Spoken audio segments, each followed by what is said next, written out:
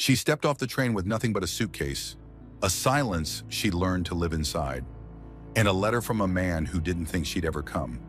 What she found wasn't a welcoming town or a waiting groom, but a ghost of a man with calloused hands in a cabin he didn't know how to share. She could have left, she stayed, and that changed everything. The train hissed like it hated the land it was leaving behind. Maeve Calder stood on the edge of the wooden platform at Callahan Ridge Station, watching as the last rail car disappeared into the distance. The smoke curled like a question mark into the pale sky before the wind scattered it across the canyon wall. No one else had gotten off. No one else had come to meet her. She was alone. Again. Maeve adjusted her grip on the battered valise she'd carried all the way from Boston. The handle had started to tear during the last change in Cheyenne, but she'd kept her sewing kit too far down to bother fixing it. Her gloved fingers trembled slightly, not from fear, but from a strange mixture of fatigue and disbelief. She stared down the cracked dirt road that pretended to be a main street. Callahan Ridge, if you could call it that, looked more like a graveyard than a town. A half-collapsed mercantile hunched over at the corner. A chapel with one bell tower missing loomed at the far end. A saloon with no doors and a broken mirror propped against its wall. Wind moaned through the gap between buildings, as if the town itself was trying to remember what laughter had once sounded like. This was where she was supposed to begin again? Maeve reached into her coat and pulled out the folded letter, the last and only correspondence she had from the man who was meant to meet her here. Miss Maeve Calder, your application was accepted. If you are still of mind to travel, lodging will be provided. Matrimony will depend on compatibility, but assistance with cooking, livestock, and repair work is welcome. I live 3 miles north of the station. Ask for LF respectfully. LF no first name, no flourish, no photograph. Just those short, careful sentences written in block print. And now no man to meet her. She folded the letter again with slow, deliberate hands, slid it back into her pocket, and took a deep breath. There was no one at the station, no one at all. Just the faded sign nailed to the railhouse wall and a rusted trough half full of stagnant water. She adjusted her coat, threadbare second-hand, and stepped off the platform. The road stretched in both directions, but only one path led toward the north, where the canyon narrowed and the trees thinned out into rocky hills. She started walking. The wind tugged at the hem of her skirt. Dust clung to the folds, turning navy wool into a dull gray. Maeve trudged forward, passing broken fences, sun-bleached bones, and the carcass of what might have once been a wagon axle. No birds, no dogs, not even the sound of insects. This place had been alive once. She could feel it. Now it was a place people forgot, on purpose. She'd seen it before. First in the alleyways behind her boarding house back east, then in the eyes of men who didn't ask names. You didn't have to dig a grave for something to be dead. Sometimes all it took was silence. It was nearly an hour before she saw smoke, thin, almost invisible, curling above the distant ridge. Hope struck her chest like a nail. She picked up her pace. Her boots weren't made for walking this far, not with soles half-worn and leather gone soft with overuse. But she kept going, ignoring the burn in her calves, the ache in her spine, the throb at the base of her neck where the tension always lived now. The path narrowed. Stones shifted beneath her feet. A rabbit darted out from a bush and vanished over a rock. For a moment she could almost imagine this wasn't insane, that there really was a man waiting for her, that this was all just a strange delay. But when she crested the last hill and saw the house, it didn't feel like relief. It felt like a dare. The cabin stood crookedly between two wind-bent junipers. The roof sloped awkwardly toward the east, patched in places with mismatched shingles. A narrow porch lined the front, one post missing, and the railing looked as though it had been ripped out and never replaced. To the left, a barn slouched into itself, one wall missing, doors hanging like tired arms. Smoke rose from a crooked chimney. A pile of freshly split logs lay stacked near the porch, and beside it, his back turned, stood a man. He was tall, broad, shoulders squared in a way that suggested strength hadn't left him yet, though time clearly had its hands on him. He wore no coat, just a linen shirt rolled to the elbows and suspenders that sagged with familiarity.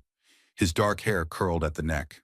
A beard obscured most of his face, but she could tell it was unkempt, not styled. Like someone who no longer looked in mirrors. She stopped at the edge of the clearing. He didn't turn. She waited, still nothing. "Excuse me," she called out, her voice steadier than she felt. "I'm looking for someone. LFI believe this is his property." The man stopped chopping, then slowly turned. His eyes were not startled. They were resigned, like a man who knew the storm was coming but couldn't be bothered to shut the windows. "I'm Maeve Calder," she said. "I wrote to you." He stared at her for a long moment, then nodded once. "I didn't think you'd come." "Well, I did." He said nothing. The axe in his hand dripped sap. "You wrote to me," she pressed. "I wrote to a dozen," he replied. "Only one wrote back." She blinked. "And still, you didn't meet the train?" He shrugged. "Didn't think you'd get on it." Maeve let out a short breath, somewhere between disbelief and laughter. "You invite women into the wilderness, then hide when they show up?" "I didn't invite. I offered, and now?" He looked past her, out toward the path. "Now I'm surprised." She stepped closer, dust swirling around her boots. "I left everything behind." "I didn't ask you to." "I have nowhere else to go." He hesitated, then pointed toward the cabin with the axe. "There's a room on the left. You'll find firewood and a blanket. Stove works, mostly." Maeve narrowed her eyes. "That's it? What were you expecting?" She stared at him, and he stared back. Then finally he added, "My name's Fen." The inside of the cabin was warmer than expected. The air held the faint scent of smoke, iron, and something herbal, like pine tea or crushed needles. The floor creaked. The windows didn't shut properly. A stove crouched in one corner, blackened and hissing. A shelf above it held only three things: a tin cup, a half-used candle, and a folded rag. The room on the left was small but clean. The cot looked handmade. The quilt had patches sewn over other patches. A cracked mirror leaned against the wall, too low to use without kneeling. Maeve sat on the edge of the bed and took off her gloves slowly, one finger at a time. The skin underneath was pale and raw. Not from the journey, from the years that led her here. She opened her suitcase, a comb, a book of poems, 3 changes of clothing, a jar of salve, a letter from her mother already yellowing at the edges, and the contract.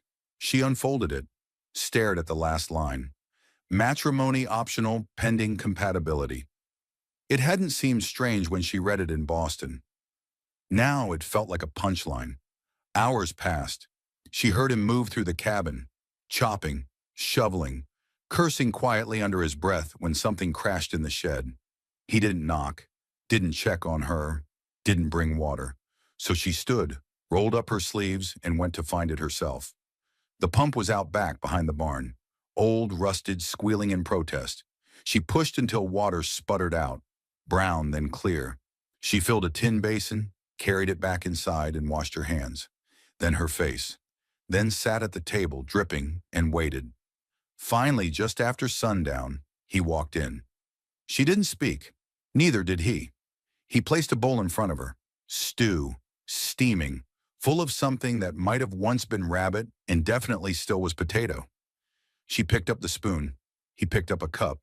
They ate in silence. "I didn't come here for pity," she said after a long while. Fen didn't look up. "I came because I wanted a place where no one knew my name." He raised his eyes then. "You picked the right spot." She held his gaze. Steady, tired, true. "I won't stay where I'm not wanted," she said. He nodded once. "Then you'll have to make me want you here." She blinked. "That a threat?" He leaned back. "Number just the truth." Maeve stood. Her chair scraped against the floor. She didn't raise her voice, didn't cry, just said, "Then let's find out what truth is worth in a place like this," and walked to her room. Outside, the wind picked up again. The ridge howled like a warning, or a welcome. And in the quiet cabin, 2 strangers sat on opposite sides of a wall, neither quite alone, neither quite home, yet. The next morning, Maeve woke to silence. Not the city silence she knew from Boston, where the stillness was always stretched thin beneath footsteps, wheels, and distant voices. This was deeper, thicker, a silence you had to learn to breathe through. She sat up on the cot, her joints aching from a mattress too thin and a night too cold. The quilt, though patched and faded, had held warmth better than she expected. She ran her hands over its surface slowly, taking in the stitched stars and crooked lines. Someone had cared enough to keep it together. Not Fen. She didn't think he was the type. Someone before. She stood, pulled on her boots, and opened the door. The cabin smelled faintly of ash and earth. Fen was gone. No sounds, no fire, no footsteps. She stepped outside and was hit with a gust of dry wind that tugged at her skirt and made her braid whip against her back. Fen was in the distance behind the barn, swinging that axe again. Same rhythm, same stance, same scowl. Maeve took a deep breath, squared her shoulders, and headed toward the water pump. She remembered where it was now, and she wasn't the type to wait for hospitality that wasn't offered. The pump squealed as she forced the handle down, spitting brown water into the tin bucket. She kept pumping until the stream ran clean, then bent low and splashed her face. The cold bit like pins across her cheeks, but she welcomed it. She didn't want to soften yet. She dried her face with the hem of her skirt and stood still for a moment, letting the wind dry the rest. From behind the barn, the steady thwack of wood splitting never stopped. He hadn't said a word to her since the stew last night. Not even good morning. She carried the bucket inside, set it beside the stove, and stood there waiting. For what, she didn't know. Eventually, she lit the fire herself. By the time he came in, the cabin smelled faintly of pine and heat. She'd set a kettle to boil, found a tin of dry oats in the corner, and made something that resembled breakfast. She didn't know if he'd appreciate it. She didn't particularly care. Fen stepped through the door and paused. His shirt was damp with sweat, his hands red at the knuckles. Maeve glanced up from her bowl. "There's hot water if you want it," he grunted. That was all. She didn't look away. "You know, when a woman arrives by train from 2,000 miles away, the least you could offer is a hello." He dropped the kindling beside the hearth with a thud. "I offered you a room." "That's not the same as a welcome." He peeled off his gloves, then sat at the table opposite her. For a long time, neither spoke. Then he said, "What did you expect, really?" She blinked.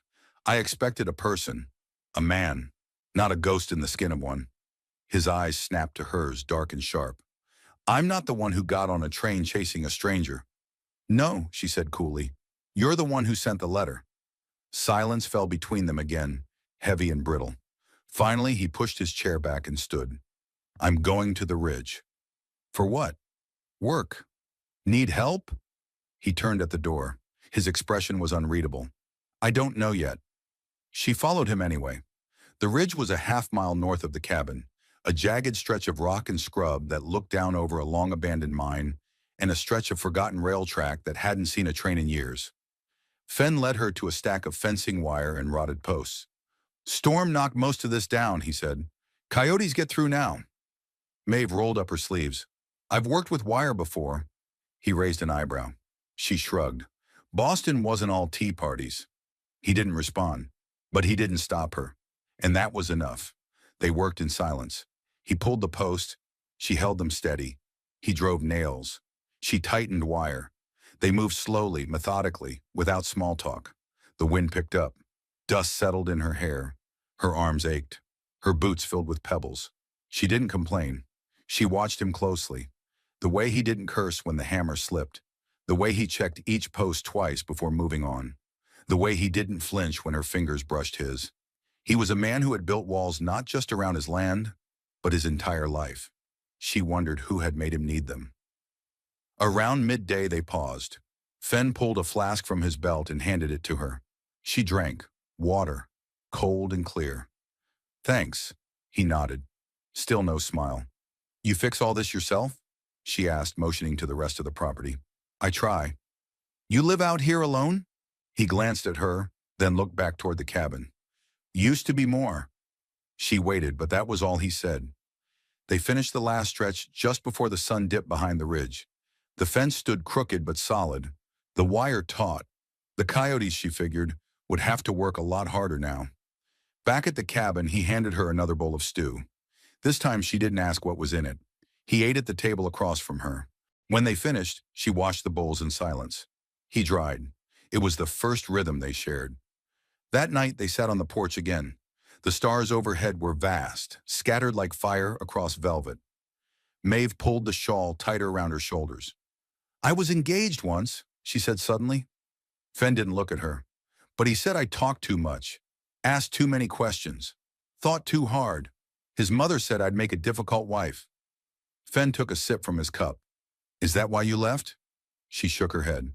"I left because I started to believe her." They sat in silence again.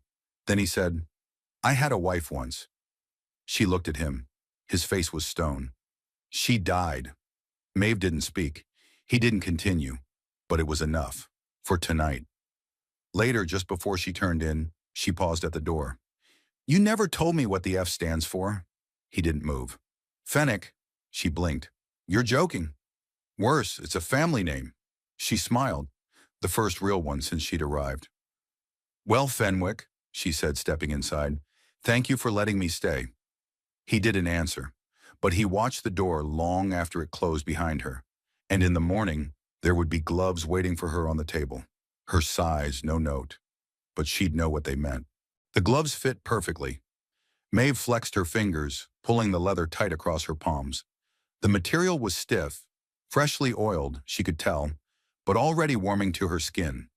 She traced the seams absent-mindedly as she stood at the cabin's table, unsure if she should say anything about the gesture. Fen stood by the stove, stirring something in the pan. Eggs, maybe, or potatoes, or both. He hadn't said a word when she walked in, just nodded toward the plate and kept cooking. Maeve sat down, gloves still on. "Did you make these?" "No." "Buy them?" "Traded." She paused. "For what?" He looked at her. 3 fence posts and a bottle of whiskey. She blinked.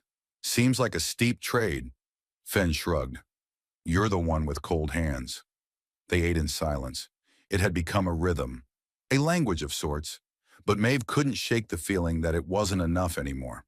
Not for her, and not, if she was honest, for him either. After breakfast, Fen grabbed his coat and went out to work on the roof of the barn. The tin had come loose during the last windstorm. She offered to help. He told her not to fall through.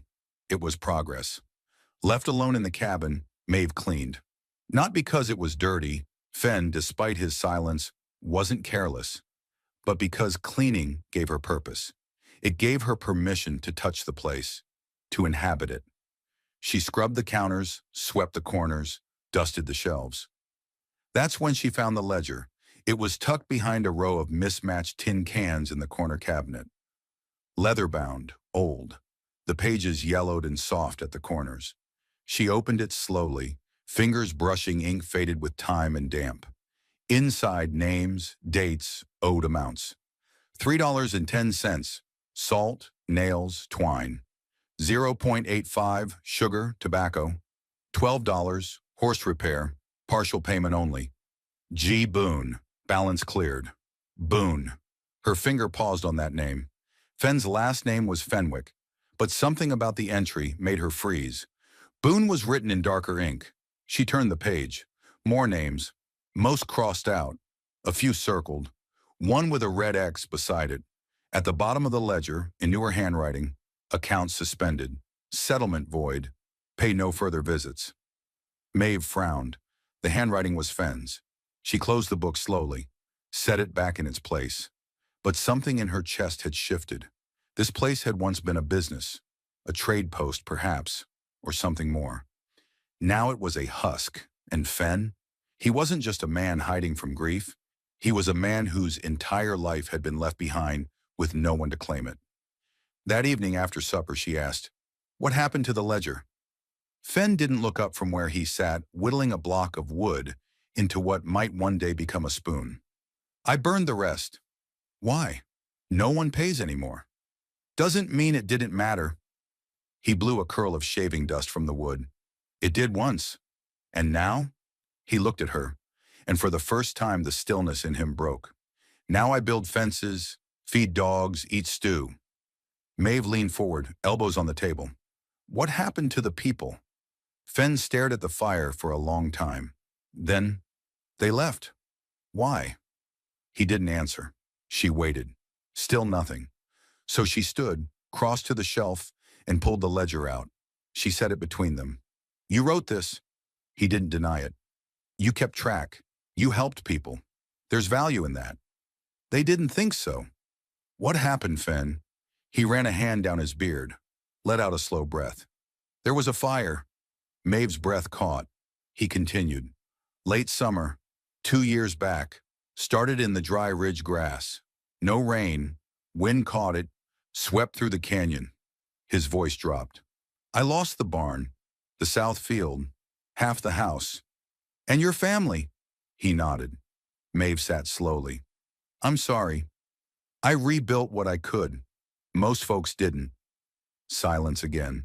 Then he said, almost too soft to hear. She was gone before that, though. Maeve didn't ask who. She didn't need to. I didn't tell her I loved her, he said. Not once. Maeve's heart cracked. I didn't think I had to. Thought it was enough to be there. He looked at her then. I was wrong. That night, Maeve didn't sit on the porch. She sat beside the hearth, fingers wrapped around her cup, eyes on the flames. Fen joined her, still silent, but closer now, within reach. Later, just before sleep, she stepped out to check the water bucket. The stars overhead were sharp and brilliant, the kind that only appear in places where silence is the loudest sound. She turned back toward the cabin and froze. Fen was standing in the doorway, backlit by firelight, watching her. Not like a guard, like a man who'd forgotten how to hope. She didn't say anything, but she didn't look away, and for the first time, he didn't either. The next morning when she came to the table, the ledger was waiting, open to a blank page, and beside it, a pencil. Her name had not been written yet, but the space was there, waiting, just like her. Maeve felt the shift before she saw it. It was in the way the dogs stopped barking, in the birds that didn't return to the treetops that morning, in the way Fen stepped out of the cabin and turned his head, slow and certain, like he smelled something foul riding the wind. She was peeling potatoes near the pump when she noticed. Fen was staring down the ridge trail, still as stone, shoulders set. Someone's coming, he said. She didn't ask how he knew. She just stood, wiping her hands on her apron, and waited. By mid-afternoon, a horse's hooves echoed down the dry canyon path. One rider, a man. He wasn't hurrying. People who come in peace tend to do so with urgency. This one rode like time answered to him. The horse was black and dust-laced, ribby in the haunches. The man atop it wore a tan duster, frayed at the cuffs, and a wide hat pulled low over one eye. The other eye, what could be seen of it, glinted sharp and cold. Maeve took one look and knew. It wasn't just someone, it was him. Fen stood between her and the trail, unmoving. The man rode close, dismounted slow. Boots hit the earth with practiced arrogance. He tipped his hat. Didn't expect to find the place still standing. Fen didn't answer. The man looked past him, eyes landing on Maeve like a wolf catching scent. Well now, he said softly, aren't you a pretty thing to find out here? Maeve didn't flinch, didn't move, but her grip on the wooden basin tightened. Fen's voice was low. Say your name. The man smiled. Why? You ain't the sheriff. No, Fen said, but I'm the only law she has out here. A beat of silence. Then, name's Caleb Winton. Maeve stiffened. Fen felt it. He didn't turn around. Just said, you know him? She nodded. From Boston? No, she said. From the part I don't talk about. Caleb chuckled. Well, now that's a welcome. He reached into his coat, not fast, not slow, and pulled out a folded sheet of paper. Held it up. Got a contract here, he said. Signed by a one Mr. Bernard Calder, her daddy. Fen didn't take it. Caleb stepped closer. Marriage agreement. Dated. Witnessed.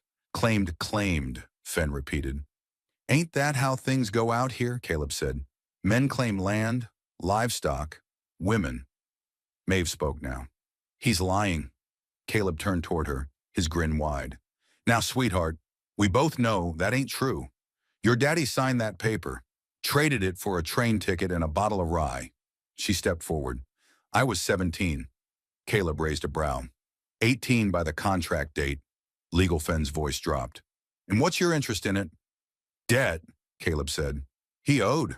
She was payment. I let her run once. Figured I'd collect later. You're not collecting anything, Fen growled. You sure? Caleb looked around. Ain't much law left in Callahan Ridge, and the nearest judge sits 2 counties east. Fen didn't blink. Then I guess you'll need to ride. Caleb stared. Fen didn't move, and behind him, Maeve, though pale, stood firm. You'd kill for her? Caleb asked softly. Fen said nothing, but the look on his face answered everything. Caleb nodded slowly. Well then, he said, I'll be in the hills a few days. Maybe you'll reconsider. He stepped onto his horse, spat into the dust, and rode back the way he came. The silence afterward felt loud.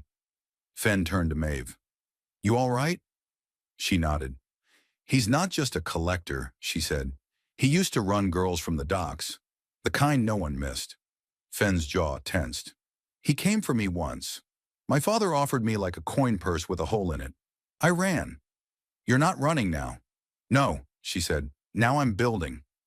Fen looked at her. You should leave. He might not come back alone. Maeve stepped closer. I'm not leaving you. He blinked. You'd stay for me? I'd stay for me, she said. But you're the reason I can.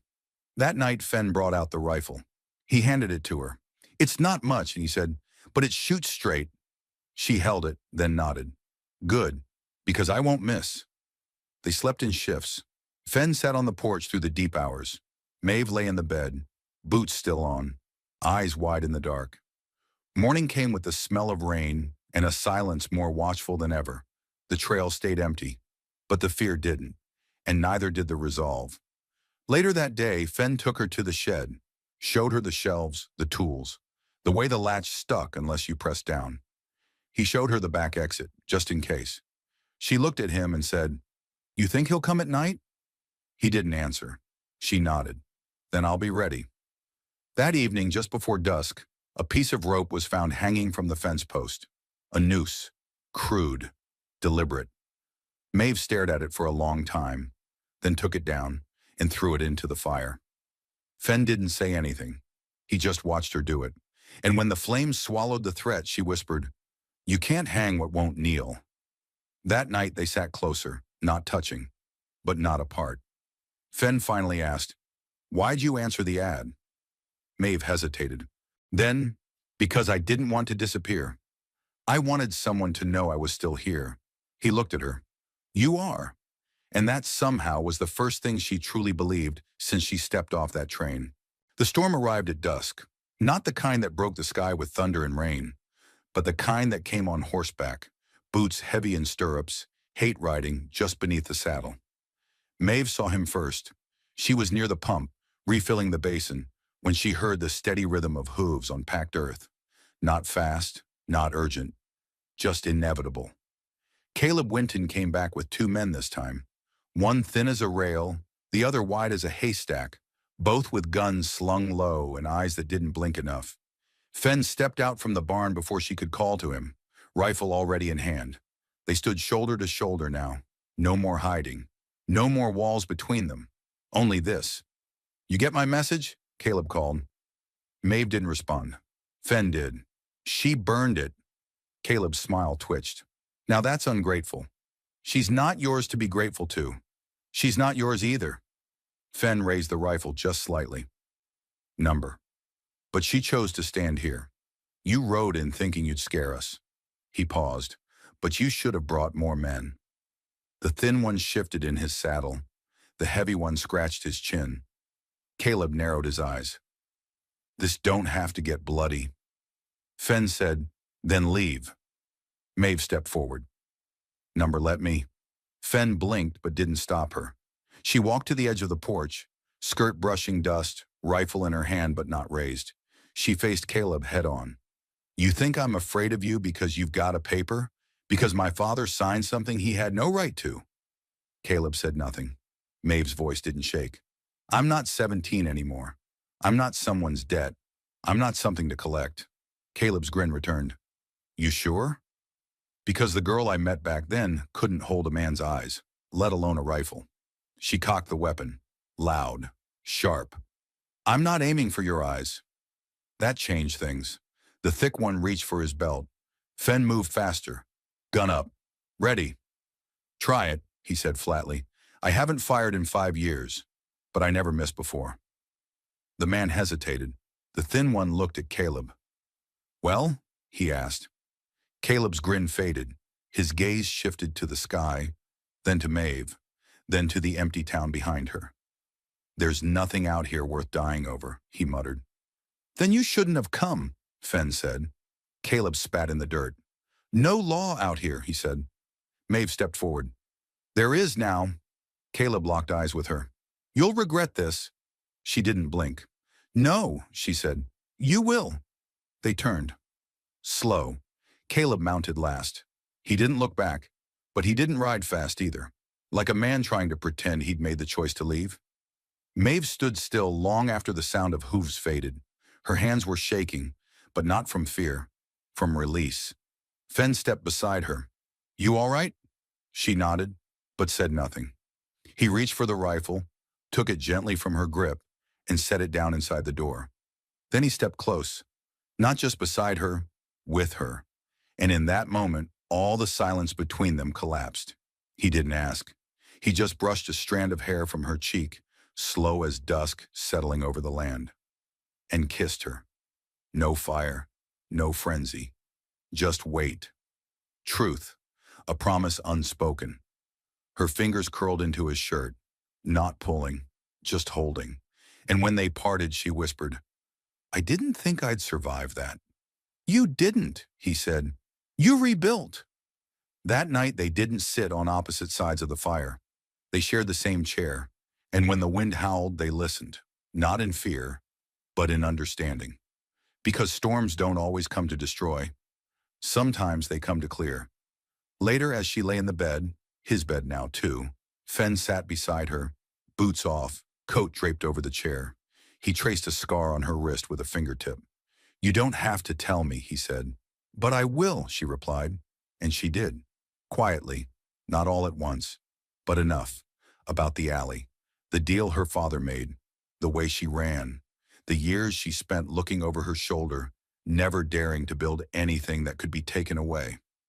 You built this, he said finally. Not yet, she replied, but we're getting there. And then he told her about the fire, about the ledger, the lost neighbors, the wife who smiled at dawn and never saw dusk, about how he thought silence was safer than sorrow. But it just got louder, he said. Maeve kissed his fingers. You've earned quiet again, she said, but this time I want to share it with you. They slept without fear for the first time, and when morning came, nothing had changed outside, but everything inside had. Spring came in quietly. There was no grand thaw, no sudden explosion of green, just a slow lifting of the cold. The wind turned warm first, brushing against Maeve's cheeks with something like apology. Then the creek began to trickle again. The sky shifted from steel to soft blue, and the night stopped biting. Maeve stood at the edge of the garden one morning, with her sleeves rolled and her fingers in the earth. She'd never planted a seed in her life until now. Boston hadn't offered her ground, only concrete, alley shadows, and windows too high to reach. But here she had soil, water, light, and her name. Fen was fixing the porch rail, again, this time with new wood, cut clean, sanded by hand. She'd teased him that the old one had personality. He'd grunted and said it also had termites. She didn't argue, not anymore, because now he whistled when he worked, only a little, off-key, but she noticed. He only did it when he was at peace, and he only did it when she was near. The ledger remained on the shelf, open to a new set of pages, not for debts, but for plans. She wrote in it now, too, notes about how many chickens they might raise, how much seed they'd trade with the Finch family, whether it was worth repairing the second corral. Fen watched her with something just short of wonder every time she made a mark. I think you like order, he said once. I like knowing we'll still be here in the fall. He nodded. And maybe next spring, we plant fruit trees. You think we'll be here that long? She met his eyes. We better be. The old mail trail came alive again by early summer. A boy on a pony brought letters once a month. They weren't expecting any. But one day the boy handed her a folded envelope. No return address, no wax seal. The handwriting was familiar, shaky. Maeve opened it with steady hands. Inside, Maeve, I don't know if you'll ever read this. I only hope you're somewhere better. I'm sorry I let him take your name, like it was something to give away. I'm sorry I didn't fight harder. I left because I thought disappearing would protect you. I see now it only taught you to do the same. If you can forgive me, do. But if you can't, I understand. I think you always deserved more than I ever knew how to give. Your mother. Maeve read the letter twice, then folded it neatly and placed it in the fire. Not out of anger, but peace. One morning she stepped out of the cabin and found Fen near the old corral, brushing the mane of a small chestnut mare. Where'd she come from, she asked. Traded with Dawson, he said. Figured we need more than one horse if we're going to be a real place. Maeve raised a brow. A real place? He smiled slow.